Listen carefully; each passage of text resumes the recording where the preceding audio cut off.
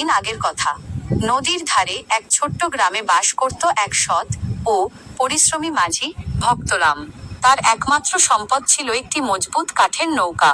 সেই নৌকায় মানুষ পারাপার করিয়েই তার সংসার চলত। একদিন গ্রামের ধনী জমিদার শক্তিনাথ বাবু ভক্তরামের কাছে এলেন। শক্তিনাথ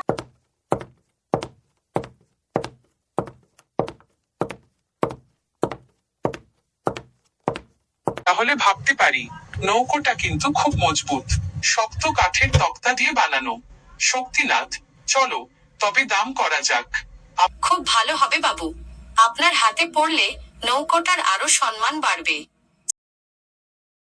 আখের খোঁজে বর্ণনাকারী। পরের দিন সকালে শক্তিনাথের বাড়িতে একটি চিঠি এল। চাকর, বাবু, আপনার নামে চিঠি এসেছে। শক্তিনাথ, দেখি তো, কি লেখা আছে? বর্ণনাকারী, চিঠিতে লেখা ছিল, পাশের গ্রামে একটি ভয়ঙ্কর বাঘ দেখা গেছে। গ্রামের মানুষ আতঙ্কে দিন কাটাচ্ছে। শক্তিনাথ, শক্ত সিং, প্রস্তুত হও, আজই রওনা হব। শক্ত সিং, জি বাবু, আমি বন্দুক নিয়ে আসছি। শক্তিনাথ, হ্যাঁ, বন্দুক নাও, সাবধানে যেতে হবে। চ্যাপ্টার -3, অরণ্যের রহস্য। বর্ণনাকারী, সন্ধ্যা নেমে এল। চারদিকে ঘন জঙ্গল, পথ যেন অন্ধকারে হারিয়ে গেছে। শক্তিনাথ, শক্ত সিং, চলো ওই বড় তেঁতুল গাছে উঠে রাতটা কাটাই।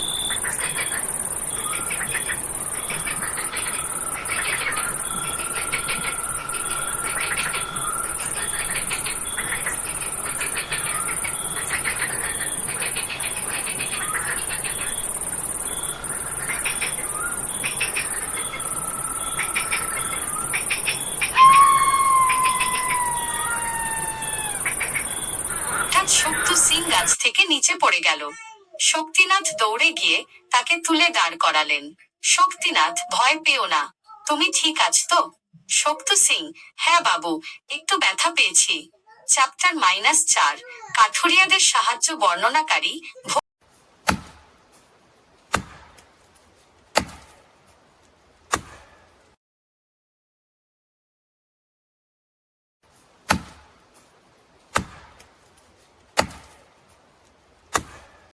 দেখিয়ে দিলেন। সর্দার, গুনগুন করে যেন জঙ্গলের ভিতরে কেউ কথা বলছে।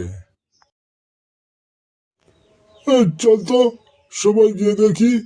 মনে হয় বেচারীরা পথ হারিয়ে ফেলেছে। আমিও শুনছি, চলো দেখি। শক্তিনাথ, আমরা পথ হারিয়ে ফেলেছি, আমাদের সাহায্য করুন। শুক্রিয়ানাথ সর্দার, চলুন আগে আমাদের কুঁড়ে ঘরে বিশ্রাম নিন। বর্ণনাকারী, কাঠুরিয়ারা তাদের মুড়ি আর বন থেকে আনা টাটকা মধু খেতে দিল। কিছুক্ষণ বিশ্রামের পর শুক্রিয়ানাথ নিজেই তাদের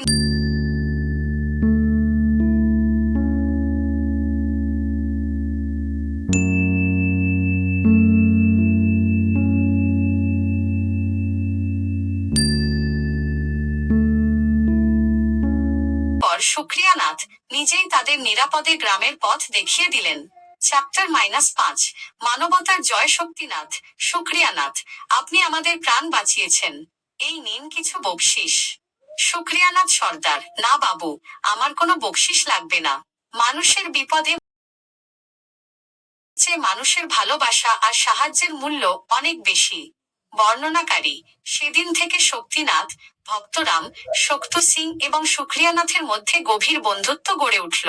সবাই বুঝল, সাহস, সততা আর নিঃস্বার্থ সাহায্যই মানুষের প্রকৃত পরিচয়। সমাপ্তি।